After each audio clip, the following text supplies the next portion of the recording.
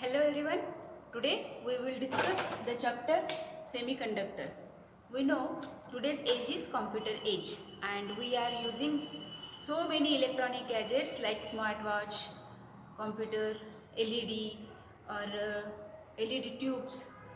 Also in that gadgets semiconductors are used. That semiconductors work them properly and so it is necessary to study about the semiconductors because semiconductors had made our life very easy. Semiconductors, before the discovery of semiconductors, materials are divided into two groups, conductors and insulators.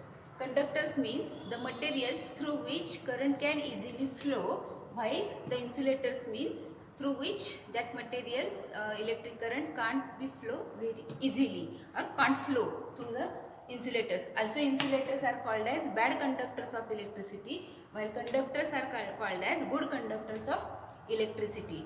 In case of the conductors, its conductivity is large and that conductivity is, in case of the silver, it is about 10 raised to 7 Siemens per metre. या ठिकाणी बघा आपण सेमीकंडक्टरचं study करतोय आज. सेमीकंडक्टरचा study का करणं गरजेचं आहे तर आपण ज्या युगात वावरतोय ते कॉम्प्युटर युग आहे. फास्ट सगळ्या गोष्टी आपल्याला हव्या असतात आणि या आपल्या मॉडर्न लाईफमध्ये आपण बरेचसे इलेक्ट्रॉनिक गॅजेट्स वापरत असतो जसे की स्मार्टवॉच, सेलफोन वगैरे. तर या ठिकाणी सेमीकंडक्टर्स हे वर्क इझिली करू शकतात त्या डिव्हाइसमध्ये, म्हणून आपल्याला सेमीकंडक्टरचा अभ्यास करणं गरजेचं आहे. तर before the discovery of semiconductors म्हणजे सेमीकंडक्टरचा शोध लागण्यापूर्वी जे इलेक्ट्रिकल प्रॉपर्टीज ज्या कंडक्टरकडे कशा पद्धतीच्या आहेत यानुसार दोन ग्रुप केलेले होते. पहिला ग्रुप होता गुड कंडक्टर्स ऑफ इलेक्ट्रिसिटी आणि दुसरा होता बॅड कंडक्टर्स ऑफ इलेक्ट्रिसिटी म्हणजेच इन्सुलेटर्स. तर आता कंडक्टर्सचे एक्झाम्पल्स तुम्हाला माहिती आहेत जसं की ॲल्युमिनियम किंवा सिल्वर, गोल्ड एक्सेट्रा. मग त्यातला जर आपण सिल्वर घेतला तर सिल्वरमध्ये फ्री इलेक्ट्रॉन्स भरपूर प्रमाणात असणार, त्यामुळं त्या सिल्वरची कंडक्टिव्हिटी ही near about 10 raised to 7 siemens per metre. तर इन्सुलेटरची जी आहे कंडक्टिव्हिटी ती near about 10 raised to -10 siemens per metre cube. म्हणजे जर आपण ग्लास घेतला तर ग्लाससाठी इन्सुलेटरमध्ये जे असणारी कंडक्टिव्हिटी असणार आहे ती अबाउट 10 raised to -10 ते 10 raised to -15 siemens per metre असणार आहे. जर आपण सेमीकंडक्टर घेतला तर सेमीकंडक्टर म्हणजे काय तर ज्याची कंडक्टिव्हिटी ही कंडक्टरपेक्षा कमी आणि इन्सुलेटर्सपेक्षा जास्त असणार आहे त्याला आपण सेमीकंडक्टर्स असं म्हटलेलं आहे. आणि मग या सेमीकंडक्टरची जर आपण कंडक्टिव्हिटी बघितली, हे सिल्वरसाठीची कंडक्टिव्हिटी मी लिहिलेली आहे. आणि सेमीकंडक्टरमध्ये जर आपण सिलिकॉन घेतला तर सिलिकॉनची कंडक्टिव्हिटी जी आहे it is near about 10 raised to -3 siemens per metre या पद्धतीनं आहे. म्हणजे the semiconductors are the materials whose conductivity is lying between the conductors and the insulators. ठीक आहे, तुमच्या लक्षात आले हे तीन मटेरियल्स. आता आपल्याला जो पुढचा भाग बघायचा आहे त्याच्यामध्ये सेमीकंडक्टरचे टाईप्स आहेत. ॲक्च्युली हा जो सेमीकंडक्टर आहे it plays very important role in today's electronic age, no doubt. पण असं काहीतरी वेगळं असणार आहे त्याच्यामध्ये, त्यामुळे तो इथं इम्पॉर्टंट रोल प्ले करत असणार आहे. म्हणून आपण आता बघूया सेमीकंडक्टरचे टाईप्स आणि त्याची कंडक्टिव्हिटी कशी असणार आहे.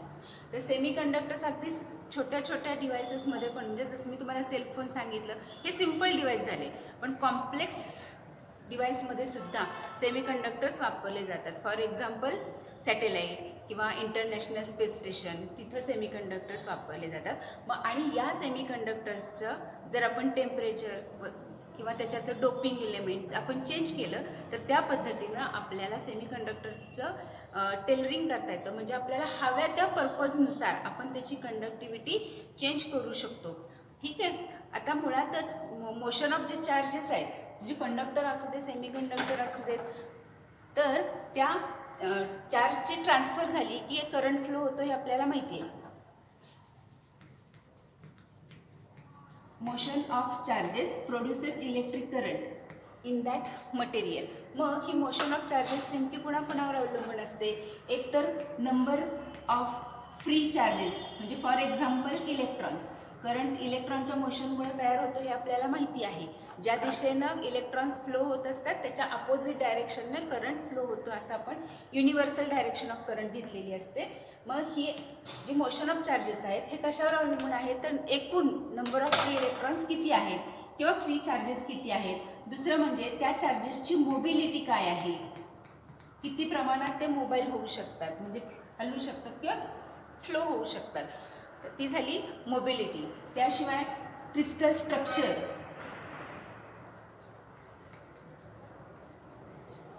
आणि टेम्परेचर या गोष्टींवरती ही मोशन ऑफ चार्जेस किंवा ट्रान्सफर ऑफ चार्जेस अवलंबून असतात.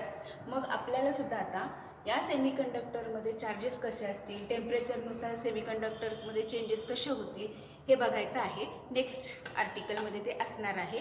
तर आता आपण सेमीकंडक्टरचे टाइप्स बघूया.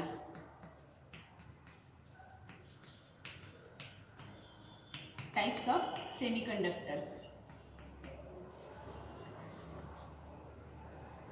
First type is elemental semiconductor. Elemental semiconductor म्हणजे इलेमेंट फॉर्ममध्ये जे सेमीकंडक्टर्स आहेत त्यांना म्हणायचं इलेमेंटल सेमीकंडक्टर्स. म्हणजे जसं की सिलिकॉन, जर्मेनियम हे आहेत इलेमेंटल सेमीकंडक्टर्स. आता याचा दुसरा टाइप आहे कंपाऊंड सेमीकंडक्टर.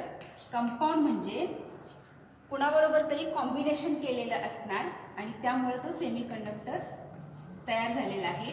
म्हणजे फॉर एक्झाम्पल गॅलियम आर्सेनाइड किंवा कॅडमियम सल्फाइड,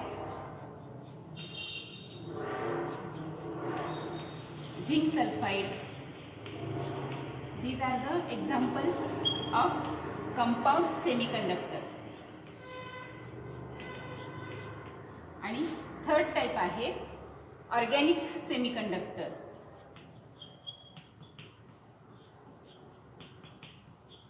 ऑर्गॅनिक सेमीकंडक्टरची काही एक्झाम्पल्स आहेत. ती म्हणजे पॉलिएनिलीन किंवा अँथ्रासिन हे ऑर्गॅनिक सेमीकंडक्टर्सचे एक्झाम्पल्स झाली. तर या ठिकाणी सेमीकंडक्टरचे तीन टाइप्स आपण बघितले. Elemental semiconductors which are available in elemental form, for example silicon, germanium. Second type is compound semiconductors and in that cadmium sulphide, zinc sulphide, gallium arsenide etcetera हे एक्झाम्पल्स येत आहेत. आणि ऑर्गॅनिक सेमीकंडक्टरचे तुम्हाला मी आत्ताच सांगितलं अँथ्रासिन किंवा पॉलिएनिलीन.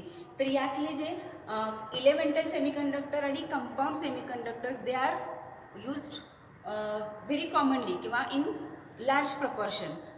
या दोघांच्या वापरानंच जास्तीत जास्त डिव्हायसेस बनवले जातात ऑर्गॅनिक सेमीकंडक्टर्सपेक्षा. ठीक आहे.